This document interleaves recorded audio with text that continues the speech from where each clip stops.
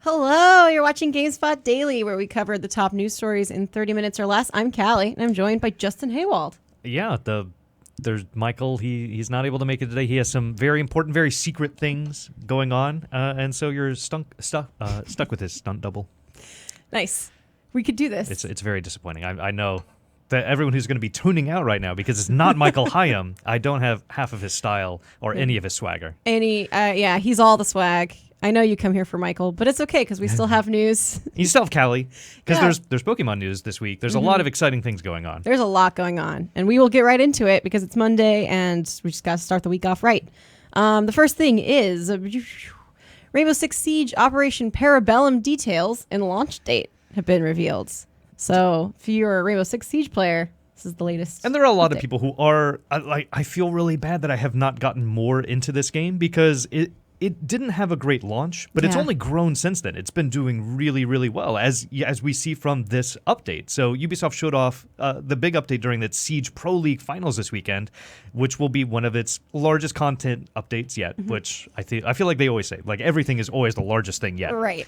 But it's going to be coming to PS4, Xbox One, and PC on June 5th, and it'll have 2 new operators, a new map, and a few other changes. But I think the new operators are the thing that are always most exciting to people. Right. And so this time around, it's 2 new defenders. I think last time we got 2 attackers.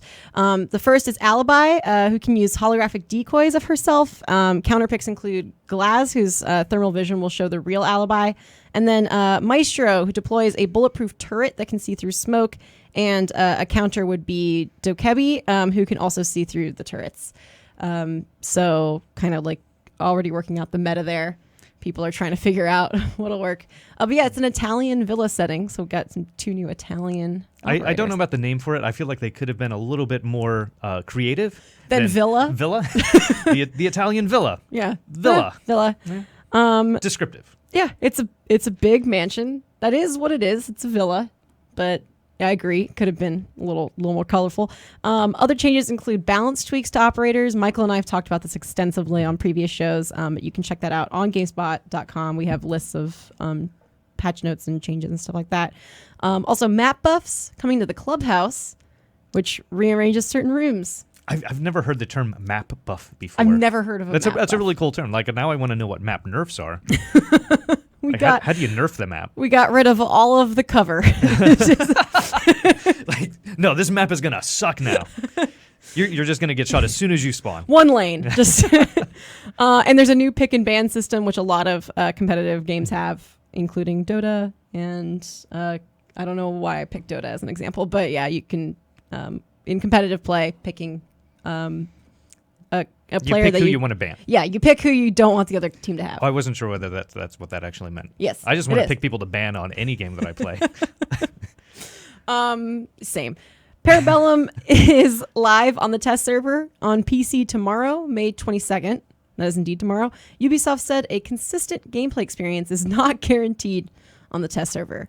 But it's a test server. It's not. They're testing it out. Yeah. Like the thing that I think has always been really weird is when you have these beta tests, when you have these early experiences with a game, and people just kind of expect it to be the full, like, final experience. Like, no, they're literally testing this stuff out. It's probably going to suck a little bit. Yeah.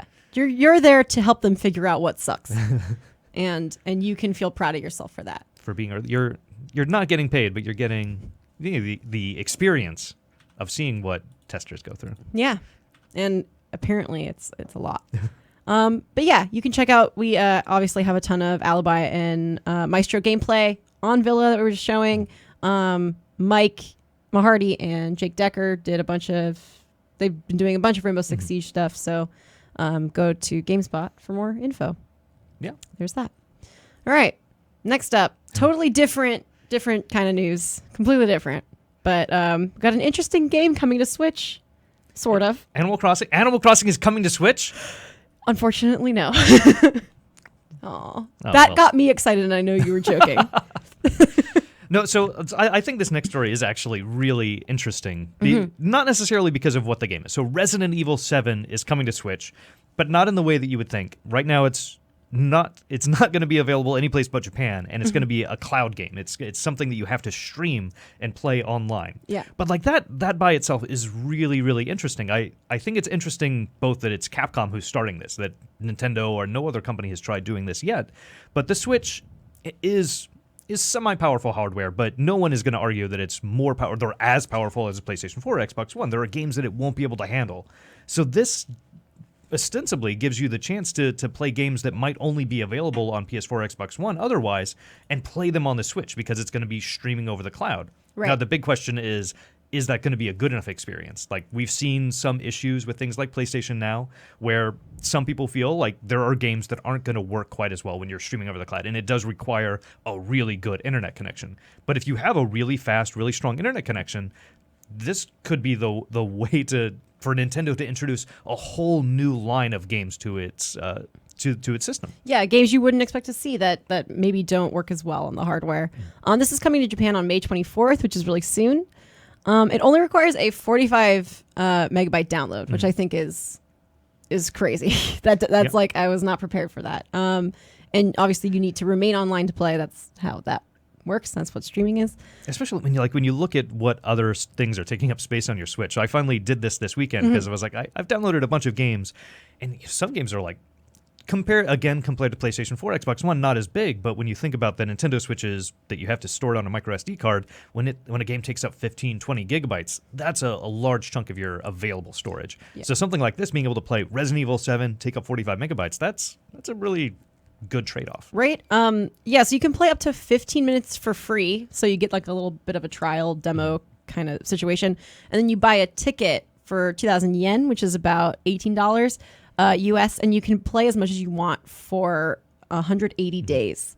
So you kind of unlock the right to stream it sounds like. Yeah, it's like you're basically renting this game online. Yeah. Which I don't know if I'd want to do that for an individual game. Like, right. That's a little bit of the scary part of the future. I would much rather have the PlayStation type system where it's like you have access to a wide range of titles that you're going to stream. Right.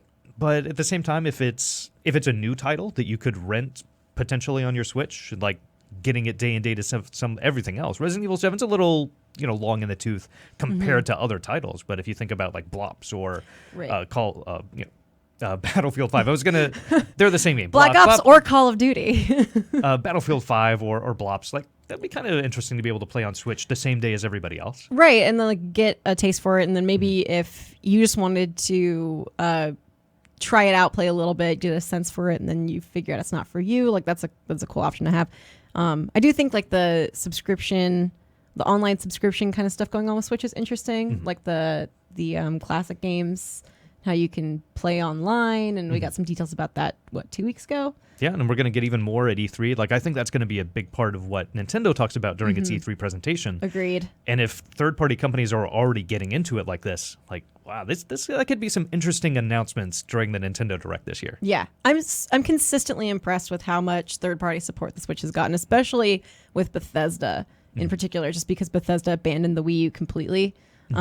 So it is very encouraging to see third-party companies kind of not buying in is not the right term because they're coming back. But coming back to Nintendo and trying out new things, and this is definitely a new kind of different thing. But yeah, anyway, more details on this. It includes the base game, band footage 1 and 2, and the End of Zoe DLC. Does not include Not a Hero DLC though. I don't know why. That's kind of weird. Yeah, that's weird. That's just weird. Not really sure what's up with that. No word on the game coming to Switch outside of Japan in cloud form or otherwise yet. This seems like you have to imagine it has to. Right. This seems like a good test run in a particular market, but I don't see why it wouldn't come elsewhere. Yeah, and Japan's a much smaller market that you're able to test things like this on a smaller scale before you roll it out worldwide. It makes sense. And I think there's a good chance we'll hear more about this kind of thing at E3. Yes. And well, speaking of E3, Bethesda last year, I think they did something similar to Nintendo without going the full Nintendo route. So Bethesda had the full stage presentation, but they really just did a Nintendo Direct because they just did like, here's a pre-prepared video thing, which I think is really, really smart for companies to do. Yes, and it's you can control the messaging and limit technological difficulties. That was a weird way to say that. It can make a lot of fun. Like, it is weird. as much as I do enjoy watching, here's a live gameplay demo, I'm just as happy with a Nintendo style. Like, here's some quick hits, a whole bunch of trailers, and watching gameplay. And then, like, after this, we're going to go into a deep dive with the Treehouse guys, where you can watch people play it. Right. And so Bethesda, it sounds like, is going to make a little bit of a shorter show this year than they did last year. So Pete Hines was asked on Twitter about this. He said, "I'm not going to give out a time. I assure you it won't be 3 hours long." That at first seems at odds with what he said on Twitter before. I think this was a week or two ago. He said the Bethesda showcase is in 1 month. "I'm starting to get excited. We have a lot to show you this year. Might be your longest E3 showcase ever. Not sure, but it's packed." So getting a little bit of conflicting reports from this. Well, I mean, saying that it won't be 3 hours long is... That's a movie. That's Avengers Infinity War. I don't think anybody wants to sit through an Avengers Infinity War level Bethesda. No, that's not true. Definitely, people would definitely sit through a 3-hour Bethesda press conference. People would do that. I believe in that. But an hour and a half to maybe even an hour 45. Like, I don't think that is unprecedented. And Bethesda, if any company, definitely has the IP, the property, to be able to do that. Yeah, and especially just like a lot of their stuff has a lot of personality. Obviously, we got Rage 2, which I think is probably the most packed with a particular kind of personality. I do think that's interesting that Rage 2 was announced ahead of E3, so I'm wondering what's left for E3. I mean, I have my ideas about what could be left. Oh, they have so many things that could be left. They have for a lot. Like the fact that they pushed out Rage 2 is like, that would be a pretty big announcement for any other company. They're like, no, we're going to throw this out now. So now I'm getting hopeful. At E3. I'm getting real hopeful. So, yeah, even though he said it's not going to be 3 hours long, it still could be the longest ever. Last year's showcase, like you said, was a lot shorter. It was only 39 minutes long, which for a showcase, I think they're usually around an hour or more, sometimes an hour and a half. Here we are. 1 hour for Sony, 1 hour and 40 minutes for Microsoft last year, which is longer than it felt, actually. And to be fair, like, those companies do have a lot more games to go through. So they do. This would mean that if it is going to be longer, if it's going to be an hour, we're going to get a deeper dive into probably several titles. The thing that was most exciting about Bethesda in 2017 was that they not only showed really cool games, but they're like, and all of these are coming this year. Right. Like, that was pretty crazy. I wonder if they're going to do that again, because the things that I'm hoping for, the big things that I want to see, are the things that I think it wouldn't come out this year, because I'm like, is there really enough time? Like, I'm like, Elder Scrolls 6, please, Elder Scrolls 6. And I'm like, I don't know if that there's no way, so we'll see. I'm very excited. I'm very intrigued by these teases. I know that's the point of teases, but I'm excited nonetheless. I think that there's a really good chance that we'll finally get the mobile version of Skyrim that we've all been waiting for. I'm able to play it on everything else. Yeah. Did you see that interview where Todd Howard was like, "Oh yeah, my kid played Zelda, and then I decided to give him Skyrim"? And I was like, Todd Howard sold Skyrim to his own child. That man could sell Skyrim forever. I love it. But yeah, Bethesda's E3 press conference is Sunday, June 10th, starting at 6:30 p.m. Pacific time, 9:30 p.m. Eastern. We will be doing stuff with that at that time, late into the evening. Yeah, that's going to be a long E3, but I think there's a lot of fun and excitement that's going to come out with it. That is Christmas for us as gamers, and especially here at GameSpot. Like, that is the biggest show of the year. Yeah, it's where we're all in one room working together. Everyone's like firing on all cylinders. It's a great time of year. It is like Christmas. Yeah. It's like you wake up in the morning like a little tired because you couldn't sleep very well, and then excited to hang out with all your friends, as you do on Christmas. And then you get the present of lots and lots of trailers and probably games that come out right then. Yeah. I'm gonna bring my Switch. we're gonna have PS4s and Xbox Ones there, because I'm sure there's gonna be stuff that's announced at these press conferences and that you're able to play. Yeah, Bethesda did that with Fallout Shelter, where it was like, and this game is out now, and everyone was like, we have work to do. We don't have time to play Fallout Shelter. But that'll be fun. And speaking of like Bethesda coming out with Rage 2 before E3, Nintendo also likes to talk about Pokemon stuff. And this isn't necessarily a Nintendo thing, but Pokemon stuff ahead of E3 is still coming out. Yeah, there's some interesting news. I'm excited about this because of what it could mean, sort of. So Alola forms of Pokemon are coming to Pokemon Go. That would be the Sun and Moon versions of first generation Pokemon. So we have this teaser image here, which I will try to bring up, and that didn't help a whole lot. Oh, wow, it's so much bigger now. Boom. It shows from left to right Diglett, Meowth, Vulpix, Geodude, Marowak, Executor, Sandslash, Raichu, Muck, Dugtrio, and Rattata. Alolan forms. This is Executor's tail. It tripped me out for a second. I was like, that's Chikorita, and it's totally not, because that wouldn't make any sense. But yeah, these variants are coming to Pokemon Go, which is just another thing for people. There are a lot of people who still play Pokemon Go. It is doing incredibly well. Yeah. I'm surprised that the people I know in real life who don't think of themselves as gamers and who play this religiously. Like every weekend, they still go out doing raids, and they've had all these big updates with like Mew as well, I think, that you're able to catch. I think so. They rolled out they've been rolling out legendaries like crazy. I think this past weekend there was a big Charmander event, and you could get like shiny Charizard, which is what I want in the main games more than anything. So I was pretty jealous if everybody got shiny Charizards. But the fact that they're continuing to do updates like this that also tie into the main series of games, well, I mean, that could potentially have these tie-ins that they've talked around, I think, for a long time. Right. They've never said we're not going to do a direct tie-in with the main games, but they haven't said that they won't. Yeah, I think it was Junichi Masuda who said that it would be a cool thing. Like it was one of those like not confirming or denying, but it would be very cool to have a Pokemon Go tie-in. Obviously, we can acknowledge that this is a rumor that's been floating around about whatever the next Pokemon game is going to be. So I do think it's very interesting because these Pokemon are coming before a lot of later generation Pokemon. I think we're up to just the third generation of Pokemon in Pokemon Go right now. So this is skipping ahead quite a bit. There were a couple of things with that, like Mimikyu accessories were included in Pokemon Go last Halloween. So they've been kind of working in the new games a little bit, but not in the actual Pokedex. So obviously these are all Kanto Pokemon. So it's kind of a cheat, but I do think it's interesting. If there were some kind of crossover, would that get you back into Pokemon Go? Probably not. I'm gonna be honest. It's one of those things. I've never been about catching them all. I've never been the kind of player that wants to catch them all. I really just like battling. So Pokemon Go is not exactly. You don't need to catch them all to battle really well. You need to catch the good ones. Leave the other ones by the roadside. They suck. Exactly. And only nickname the Pokemon you're going to use. That's how you. That's how you stay sharp. It's how you let them know that you love them, and the rest of them are unloved and trash. Precisely. That's why we call them breedjects. It's an actual term. But yeah, I do think I'm excited to see a little bit more about this and how it's incorporated. And like, I know shinies are there's like a certain percentage chance. I wonder if this is like you could get a Alolan Raichu or it would be a normal Raichu kind of deal. Or like, what if you could only get them in Hawaii? That would be bonkers.